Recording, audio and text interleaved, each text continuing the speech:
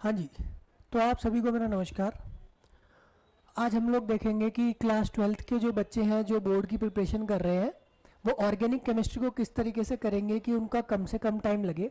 जैसे हमने देखा है ऑर्गेनिक केमिस्ट्री जो है वो थोड़ा रिलेटेड होती है 11 से भी और थोड़ा लंबा होता है इस तरीके से कि 4 चैप्टर एक के साथ एक चलते हैं। अगर आपको पहला नहीं आता तो आप दूसरे में कहीं ना कहीं दिक्कत आएगी, आपको दूसरा नहीं आता तो तीसरे में कहीं ना कहीं दिक्कत आएगी। तो उस चीज़ों को ठीक करते हैं हम लोग। कनेक्टिविटी, चारों पांचों चैप्टर जो 12th क्लास के ऑर्गेनिक के हैं वो सारे एक ही टाइप हो जाएंगे और किस किस तरह के क्वेश्चंस आते हैं आप देखना कि मैं आपका काम इतना आसान कर दूंगा कि जो काम आपका 4 घंटे में होने वाला था, अगर आप ये वीडियो देख के उस काम को करेंगे तो आपका वो सारा काम 2 घंटे के अंदर में हो जाएगा। तो आप शुरू करते हैं। देखिए ऑर्गेनिक केमिस्ट्री में बेसिकली 4 तरह के क्वेश्चन होते हैं। ऑर्गेनिक केमिस्ट्री सीखने के लिए आपको क्या क्या आना चाहिए वो देखो। सबसे पहले आपको बेसिक आना चाहिए ऑर्गेनिक केमिस्ट्री का, ठीक। बेसिक आना चाहिए। बेसिक आपको 11th क्लास में पढ़ाया जाता था। 11th क्लास में क्या होता था, बेसिक में आपको 11th में आना चाहिए जीओसी। अगर आपने थोड़ा बहुत पढ़ा तो 11th क्लास की जनरल ऑर्गेनिक केमिस्ट्री वो आना चाहिए जीओसी। जीओसी पूरा आता है तो अच्छी बात है, अगर आपने 11th पढ़ी है तो कोई दिक्कत आएगी नहीं आपको, ठीक है ना। एक चीज और ध्यान रखना भाई, लर्निंग है यहाँ पर चीजें आपको सीखनी है और याद करनी है। बिना याद करे काम नहीं चलेगा, ठीक। याद करनी पड़ेंगे, रिएक्शंस याद करने पड़ेंगे, ठीक है। तो राइट, बेसिक्स में GOC general organic chemistry. General organic के कौन कौन से टॉपिक अगर आपको आते होंगे तो आपको आसान हो जाएगा। पहला तो रिप्रेजेंटेशन ऑफ ऑर्गेनिक कंपाउंड्स आना चाहिए।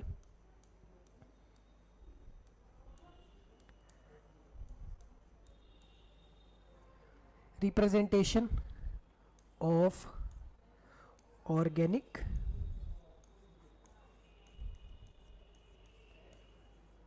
रिप्रेजेंटेशन ऑफ ऑर्गेनिक कंपाउंड्स, ये एक टॉपिक आपको आना चाहिए। रिप्रेजेंटेशन में कौन कौन सी रिप्रेजेंटेशन होती है आपको, एक होती है ओपन चेन या कंप्लीट स्ट्रक्चरल फॉर्मूला भी इसको बोलते हैं, एक होती है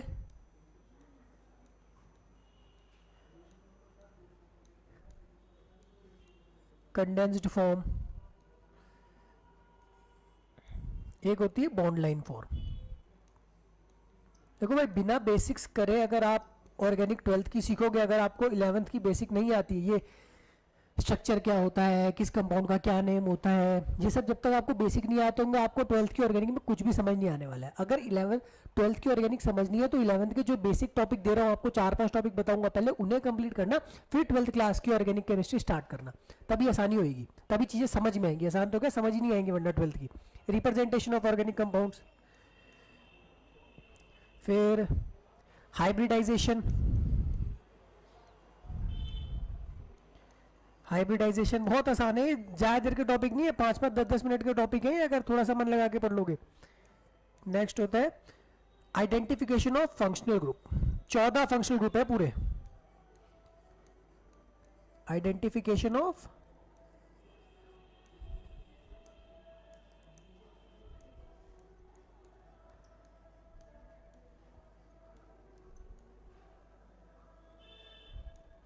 identification of functional group. Functional group 14 है। कौन कौन से फंक्शनल ग्रुप आपको यहाँ पे पढ़ने होते हैं, alcohol, aldehyde, ketone, halogens, carboxylic acid, carboxylic के डेरिवेटिव जो होते हैं, कार्बोक्सिलिक के डेरिवेटिव एस्टर, एनहाइड्राइड और एसिड हेलाइड, उसके बाद nitro, amines, amides, cyanide, isocyanide करके 13-14 ये है कंपाउंड्स। आपको फंक्शनल ग्रुप का स्ट्रक्चर पता हो, किसका क्या नाम होता है वो पता हो फंक्शनल ग्रुप, ठीक है। तो ये फंक्शनल ग्रुप की बेसिक नॉलेज पता हो। फिर इसके बाद जो आपको बेसिक रह जाता है, एक टॉपिक जो रह जाता है वो नॉमेनक्लेचर रह जाता है। नॉमेनक्लेचर अगर बहुत ज़्यादा डिटेल में ना पता हो तो बेसिक बेसिक पता हो, ऐसे मीथेन, इथेन, क्लोरोमीथेन, ब्रोमीथेन, बेंजीन के अंदर ऑर्थो मेटा पैरा पोजीशंस होती है, थोड़ा थोड़ा बेसिक आइडिया हो जिससे आप नाम से स्ट्रक्चर और स्ट्रक्चर से नाम दोनों लिख पाओ। बस इतना ही बेसिक्स है। अगर आपको ये सारा बेसिक्स आ गया तो बस इसके अलावा आपको कुछ करने की जरूरत नहीं है, ठीक है ना। इसके बाद आप 12th पे जा सकते हो। हार्डली 2-2.5 घंटे का काम है, अगर 2-2.5 घंटे इस पे दे लिए उसके बाद 12th की केमिस्ट्री समझ में आएगी, ठीक है। तो क्वेश्चन जो आते हैं 3 तरह के मैंने देखे हैं क्वेश्चन ऑब्जर्व होते हैं। एक तो रिएक्शंस आएंगी। रिएक्शंस में क्या देगा, रिएक्शंस को 2-3 तरीके से पूछ सकता है। देखो क्वेश्चन जो देगा रिएक्शन किस तरीके से यूज करा सकता है। रिएक्शन जो देगा, रिएक्शन से जो क्वेश्चन आता है, एक तो आता है name reaction, direct name reaction पूछेगा। आपने बहुत सारी नेम रिएक्शन सुनी भी होंगी। नेम रिएक्शन कौन कौन सी होती है, जैसे कोलबे रिएक्शन हो गई, है ना, कोलबे, रीमाटीमन, ठीक, एल्डोल, क्रोसेल्डोल, कैनिजारो, बड़ी फेमस रिएक्शन है ना। इनमें से कोई सी भी नेम रिएक्शन आपसे पूछ सकता है पेपर में, ध्यान रखना, ठीक। तो कोई सी भी नेम रिएक्शन पूछेगा, नेम रिएक्शन डायरेक्ट में कुछ नहीं करना, आपको रिएक्शन याद रखनी है, लिख के दिखा देना है बस, 1 मार्कर। एक्सप्लेन में बोलेगा कोई सी नेम रिएक्शन, सेम वही, राइट शॉर्ट नोट में भी कुछ नहीं करना आपने, सिर्फ वो एक्सप्लेन करके दे देनी है, रिएक्शन लिख के दिखा देनी है, ठीक। फिल इन द ब्लैंक्स में आपकी रिएक्शंस यूज होंगी। फिल इन द ब्लैंक में क्या होगा, आधा प्रोडक्ट दिया होगा, जैसे कोई भी क्वेश्चन इस तरीके से पूछेगा, CH3 CH2 Cl, कोई भी अल्काइल लाइट दे देगा, इसमें हमने डाल दिया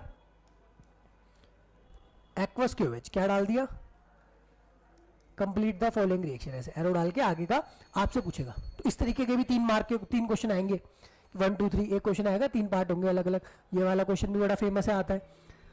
तो अल्काइल हैलाइड हो गया, इसमें क्यूएच डालेंगे तो याद होगा Cl क्यूएच लग जाता था, न्यूक्लियोफिलिक सब्स्टिट्यूशन रिएक्शन है, ठीक। तो fill in the blanks. Conversions जो होते हैं कि भाई कन्वर्ट करो, है ना, बेंजाइल अल्कोहल को, बेंजाइल क्लोराइड को बेंजाइल अल्कोहल में कन्वर्ट करो, इस तरीके का कन्वर्जन, ठीक। कन्वर्जन के लिए भी आपको रिएक्शन आनी चाहिए, सब रिएक्शन से होंगे। अगर रिएक्शन आती है तो आप नेम रिएक्शन का क्वेश्चन कर सकते हो, फिल इन द ब्लैंक्स कर सकते हो, कन्वर्जन कर सकते हो, आइडेंटिफाई ABCD। भैया ये तो जब चारों चैप्टर की रिएक्शन आती होंगी तभी होगा, क्योंकि वो चारों का यूज करा लेता है एक ही साथ। 4 चैप्टर आपके कौन कौन से 12th में, अल्कोहल फिनॉल है, हेलोएल्केन्स हेलोअरीन्स है, एल्डिहाइड कीटोन कार्बोक्सिलिक है, और अमाइड अमाइन है, ठीक। तो ये 4। रीजनिंग में आपको 20-25 रीजंस दे दूंगा, 20-25 क्वेश्चन है बस, उसी में से आएंगे 2-3 क्वेश्चन, उसके बाहर कोई नहीं आएगा, ठीक है ना। एक लाइन की रीजनिंग होती है। केमिस्ट्री है, साइंस में टू द पॉइंट आंसर करना होता है आपको, 1 से 2 से 3 लाइन में आपका आंसर हो जाता है हार्डली, बस उससे ज़्यादा नहीं लगता।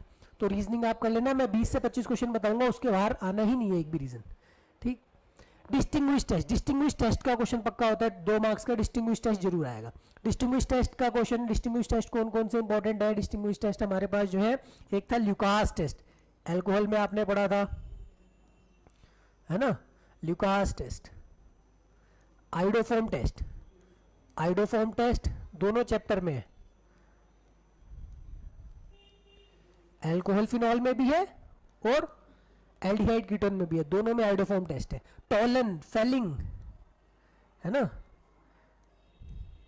टॉलेंस टेस्ट,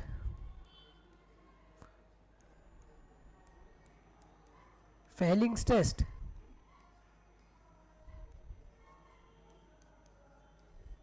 अमाइंस में भी 2-3 टेस्ट होते हैं, Hinsberg test, azo dye test,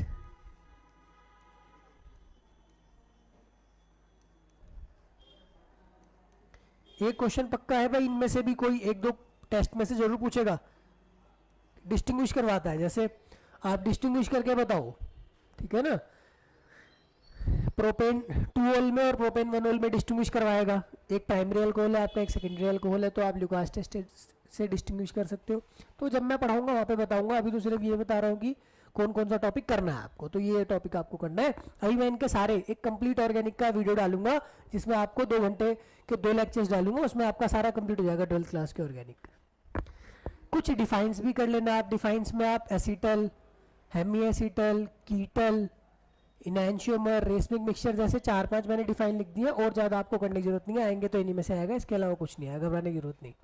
order arrange करने का बड़ा फेमस क्वेश्चन आता है, ऑर्डर अरेंज करवाता है किस किस का, एसिडिक स्ट्रेंथ का, अल्कोहल फिनॉल और कार्बोक्सिलिक एसिड में एसिडिक स्ट्रेंथ होते हैं, क्योंकि वो एसिडिक होते हैं ना नेचर में, तो एसिडिक स्ट्रेंथ का ऑर्डर अरेंज करवाएगा।